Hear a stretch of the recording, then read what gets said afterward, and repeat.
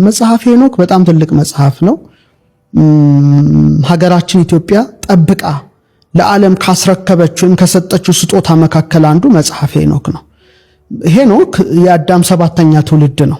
ሰባት ብዙ ትርጉም ቁጥር አለው። ለምሳሌ ሰባተኛው ትውልድ ሄኖክ አዳም፣ ሴት፣ ሄኖስ፣ ቃይናን፣ መላሌር፣ ያሬድ ሄኖክ ላይ ደርሳል። ስምንተኛው ማቱሳላ ነው። አዳምን በገነት 7 ዓመት ነው የኖረው። 7 በጣም ብዙ ነገር ነው እንደምታውቁ፣ የሥነ ፍጥረት ኮድ ነው።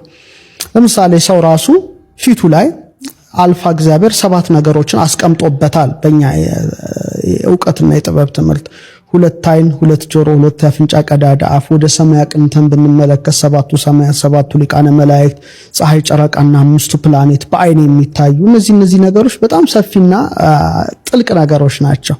እና የአዳም 7ኛ ትውልድ የሆነው ሄኖክም ሞትን ሲያይ የተሰወረ ነው። ልክ በአንድ ዓመት ልክ 365 ዓመት ምድር ላይ ከቆየ በኋላ ይሄና ዓለም ጥሎ በተጓዘው እግዚአብሔርን የመፈለግ ጉዞ ከዓይነ ሞት ሰውሮታል ነው። እና ሄኖክ ብዙ ምስጢራትና ጥበባት የተገለጡለት አባት ነው። ስለ ገነት ብዙ ጽፏል። ስለ ገነት እጽዋት ብዙ ጽፏል።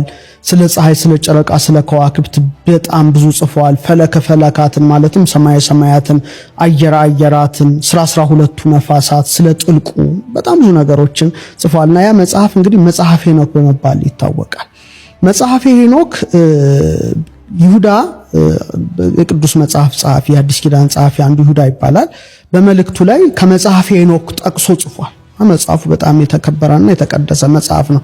ግን ያ መጽሐፍ ተሰውሮ ጠፍቶ ነበር። በጣም የለም ምድር ላይ የት ገባ አይታወቅም። ይሁዳ ጠቅሶታል። ሰው ከጠቀሰው የት ነው የሚገኘውና ለዓለም እንቆቅልሽ ሆኖ ብዙ ጊዜ ከጠፋ በኋላ እንግዲህ ኢትዮጵያ ሀገር ግን ሲነበብ ሲተረጎም ቆይቷል። ይሄ በጣም ትልቅ ጉዳይ ነው።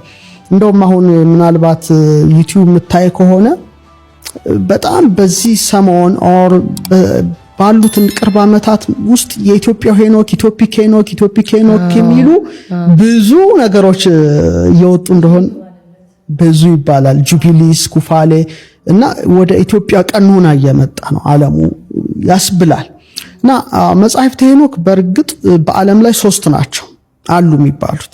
አሁን 3 አይነት የሄኖክ መጽሐፍት አሉ በዓለም ላይ። አሁን እንደ ፊሎሎጂስትነቴ እንደ አጥኝነቴ ነው ማቀርበው። 3ቱንም አንብቤያቸዋለሁ። የግዕዙ ያው ትልቁ መጽሐፈ ሄኖክ ነው። በጣም ሰፊ ነገር ያለ ነው። ሁለተኛው ስላቮኒክ ቨርሽን ዘ ሴክሬት ኦፍ ኢኖክ የሚባል ሄኖክ ያየው ምስጢር ይላል። ወደ 10 ሰማያት ያወጣዋል። ስለ ፀሐይ፣ ስለ ጨረቃ፣ ስለ ከዋክብት፣ ስለ ዘመናት፣ ሌሎች ምክሮች ነገሮች ያሉበት ነው። ስላቮኒክ ኤዲሽን የሚባል ነው። ስላቮኒክ ውስጥ በኢስተርን ዩሮፕ በአንድ ጥንታዊ ቤተክርስቲያን ውስጥ የተገኘ ነው። ይሄ ዘ ሴክሬት ኦፍ ኢኖክ የሚባል ሁለተኛው መጽሐፍ ነው። ሶስተኛው ግን አይ ቲንክ 5ኛው ክፍለ ዘመን ላይ እንደተዘጋጀ የሚነገርለት ሂብሩ ኢኖክ ይሉታል። የዕብራይስጡ ሄኖክ እንደማለት ነው። ይሄ ደግሞ ከይሁዲ ራባዮች አንዱ በመንፈስ ተነጥቄ ሄኖክ በሰማይ ያለውን ክብር ተመለከትኩኝ የታትረን ይለዋል የሚባል መልአክ ደረጃ ላይ ደርሷል ብሎ የጻፈው እና በተለይ ሕዝቅኤል ኮቦር በምትባል ወንዝ ላይ ያየው ትልቅ የሰረገላ ምስጢር አለ። ከዛ ጋር አካቶ በጣም ሰፊ ነገር የሚዘረዝር ነው። ስለዚህ የኢትዮጵያው ሄኖክ ግን በጣም ጥንታዊው የተባለ ነው። እንደሚታወቀው በቅርብ 1940ዎቹ አካባቢ 48 አካባቢ ይመስለኛል ዴድ ሲ ስክሮልስ የሙት ባህር ቁምራን ላይ ሰፊ ሆነ አሰሳ በ11 ዋሻዎች ውስጥ ተደርጎ ነበረ። እዛ ውስጥ የተወሰኑ የሄኖክ መጽሐፍ ቁርጥራጮች ተገኝተዋል። ግን ፉል ማኑስክሪፕት የኢትዮጵያው ነበረ። እንዳልሽው ጄምስ ብሩስ የስኮቲሽ ተጓዥ ነው። በተለይ አባይን መነሾ ለማየት ያደረገው ጉዞ በጣም ታሪኩን አግዝፎ ያወጣዋል። ይህ ስኮቲሽ ተጓዥ አረብኛ፣ ስፓኒሽ፣ ፖርቱጊዝ፣ ግዕዝ አቀላጥፎ ይችል የነበረ መልከ መልካም ቁመቱም ረዘም ያለ ነበረ። ኢትዮጵያ እንግዲህ በ18ኛው ክፍለ ዘመን ነው የመጣው። አይ ቲንክ ንጉስ ተክለ ሃይማኖት ሁለተኛ እና ራስ ሚካኤል ስዑል ነው አቀባበል ያደረጉለት። በተክለ ሰውነቱ የግዕዝ ዕውቀቱ በጣም ተወዳጅና ተሰሚነትን ችሎታል እና 2 ዓመት ኢትዮጵያ ቆይቷል። 2 ዓመት ሲቆይ ከሰራቸው ስራዎች መካከል የተለያዩ ኢትዮጵያ እንግዲህ በጣም በብዙ ሺህ የሚቆጠሩ መጻሕፍትን ጠብቃ ያዘች ሀገር ናት። ግዕዝ በጣም ጥንታዊ ቋንቋ ነው። ብዙ ሺህ ብራናዎች ያሉበት ሀገር ነው። አሁንም በባህር ማዶም ከኢትዮጵያ ተወስደው ያሉበት አጋጣሚ አለና እነዛን በመገልበጥና ለመድኃኒት የሚያገለግሉ እጽዋትን በመሰብሰብ የሚታወቅ ሰው ነው። መጨረሻ ላይ መጽሐፈ ሄኖክን ሲያገኝ በጣም ነው ሰው የተደነቀው። ምክንያቱም ዓለም ላይ የለም። በጣም እኮ የሚገርም እኮ ነው። ፕላኔት እርዝ ላይ መጽሐፉ የለም በቃ የት ገባ በሚባልበት ጊዜ ኢትዮጵያ ይነበባል፣ ይተረጎማል፣ ይጻፋል። ብዙ ብራናዎች አሉ። 3 ኮፒ ይዞ ሄደ እና ለፈረንሳዩ ንጉስ ለሉዊ 15ኛ ነው በስጦታ ያበረከተለት። የትልቅ ጉዳይ ስለሆነ በፈረንሳይ ምሁራን እንዲጠና ተደርጎ በፈረንሳይ ብሔራዊ ቤተ መጻሕፍት እንዲቀመጥ ተደረገ። አንዱ ኦክስፎርድ ቦዴሊያን ቤተ መጻሕፍት እንዲቀመጥ ተደረገ። አንዱ ራሱ ጋር ቅጁ ተቀመጠ።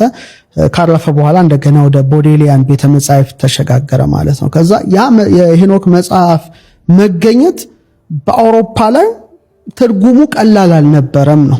ብዙ ጥናቶች እንዲጀመሩ አደረገ ማለት ነው። እንደገና አይናቸው ወደዚህ እንዲያማትር ሆነ። በጣም በዝርዝር የሚገኘው የኢትዮጵያ ሄኖክ መጽሐፍ ላይ ነው። ይሄ ደግሞ ዓለም እስካሁን እንቆቅልሹን ያልፈታው ጉዳይ ነው። እነዚህ ማን ናቸው? ኔፍሊሞች መጽሐፈ ሄኖክ ላይ ወደ 200 ይጠጋሉ። አዛዚኤል ይባላል መሪያቸው። ምን አይነት ስራ ይሰሩ እንደነበር ቅድምም እንደጠየቅሽኝ ተውላጣ ዓለም ዲኤንኤን ማዛባት የፈረስን የበቅሎን ወደ ሰው የሰውን ብዙ አይነት ክሬቸርስ የመስራት ጉዳይ ነበረ በዛ ጊዜ። ኢቭን መገለጥ የሌለባቸውን ረቂቅ ዕውቀቶችን ለሰው ልጆች እስከ መግለጥ ይታወቃሉ። እና ምድር እንደተበላሸችና በንፍሮሃ እንደጠፉ ታሪኩ ይነገራልና በኔፍሊም ጉዳይ ምርምሩ ከፍ አለ። ምንድናቸው? 3 አይነት ቪው መጣ ማለት ነው። ከዛ በኋላ አንደኛው ቪው የሄኖክ መጽሐፍ ከታየ በኋላ በጣም በስፋት የተንጸባረቀው እነዚህ በቁሙ መላእክት ናቸው የሚል ነገር መጣ። ምክንያቱም 3000 ክንድ ቁመት ይላቸዋል። ደመናው የሚገፉ እንዴት ነው ሰው ሄን ሊሆን አይችልም እና ኤንጅልስ ናቸው ያሉ ነበሩ። በጣም ብዙ ምሁራን ናቸው በዚህ ላይ ተሳትፎ ያደረጉት። ሁለተኛው ደግሞ ዘሴታይት ቪው የሚባሉ መላእክት የተባሉት ደቂቀ ሴት በቁሙ መላእክት አያገቡም አይጋቡም። ስለዚህ የሴት ልጆች ማለትም አዳም የወለደው የሴት ልጆች በንጽህናቸው መላእክት ተባሉ። ዘሴታይት ቪው የሚባል መጣ። ሁለተኛው ደግሞ ምሳሌ ክብረ ነገስት፣ መጽሐፈ መቃብያን ከኦሪቱ ውስጥ፣ ሌላ ደግሞ መጽሐፈ ምስጢረ ሰማይ ወምድር የሚባል አንድ መጽሐፍ አለ። እነሱ ደግሞ የሚሉት ስጋ እንዲለብሱ የተደረጉ መላእክት ናቸው። አዳም ላይ ታበየው መጨረሻ ላይ እግዚአብሔር እስቲ ሊፈትናቸው አልብሶ እንደላካቸው እና በጣም ይሄ ለዲኤንኤ ነው ድብልቅልቅ አርያማዊና አዳማዊ ዲኤንኤ ሲደባለቅ ማህፀን ቀደው እስከ መውጣት ደርሰው ቁመታቸው በጣም ጃይንት ነበሩ። ያገኙትን ይበሉ ነበር ይላል። እርስ በርስ ሲተራረዱ ነበረ። መጨረሻ ላይ ሩፋኤል ተልኮ አዛዚኤልን ጨለማ ጉድጓድ ውስጥ እንደቀበረው ወደ 70 የሚጠጉ ትውልዶችን ኮረብታ ውስጥ እንደጨመራቸው ደግሞ በዛ ዘመን ነበሩትን እንዳጠፋን የሚገልጻልና 3 ቪው አለ ማለት ነው። ያ ሁሉ ቪው እንዲቀሰቀስ ምክንያት የሆነው አንደኛ የኢትዮጵያው መጽሐፈ ሄኖክ ነው። ሄኖክን ተከትለው ደግሞ የተተረጎሙ በተለይ መጽሐፈ ምስጢረ ሰማይ ወምድር የሚባል አንድ ኢትዮጵያዊ ግዕዝ መጽሐፍ አለ። ክብረ ነገስትም አለ። እነዚህ መጽሐፍት ደግሞ ይሄንን ቪው በጣም አጠንክረው በመናገራቸው በቃ ዓለም እንደገና አባቶቻችን አንሴስተሮቻችን ይሄን ሁሉ ጥብብ ያለ አመለካከት ሳይሆን ሰፊ ቪዋቸውን በማስቀመጣቸው እነዚህ ነገር ሊሆኑ ይችላሉ ወደሚል እሳቤ መጣ። አልፎ ተርፎ ደግሞ የቅርብ ጸሐፍት ጭምር እንደ ዘካርያስ ይችን የመሳሰሉ ብዙ ነገር መጻፍ ጀመሩ በእነዚህ ጉዳይ በኔፍሊምስ ዙሪያ። አኑናኪ የሚሏቸው አሉ፣ ምን የሚሏቸው በጣም ሰፊ ጉዳይ እየመጣ ዓለም ትኩረቱን ወደዚህ መጽሐፍ አደረገ ማለት ነው። እስቲል አሁን ድረስ ኢትዮጵያው መጽሐፈ ሄኖክ ይመረመራል፣ ይጠናል። ብዙ ሐሳቦች ከውስጡ ሪፍሌክት ይደረጋሉ በተመራማሪዎች በሳይንቲስቶችና እኔ ይሄን ሳስብ ሁሌ ደግሞ ዩቲዩብ ላይ ሪሰርቸሮች የሚያቀርቡበትም የተለያዩ ቦታዎች ውስጥ ስትመለከቺ ዘኢትዮፒክ ሄኖክ ኢትዮጵያው ሄኖክ የመጽሐፍ ማለትም ኢትዮጵያዊ ትርጉም ግዕዝ ብለው ኮትስ እና ሳይት ሲያደርጉ ስትሰሚ እንደ ሀገር ወይም በዛ ውስጥ እንዳለ ሰው ከፍተኛ ክብር ይሰማናልና ትልቅ ጉዳይ ነው ይሄ።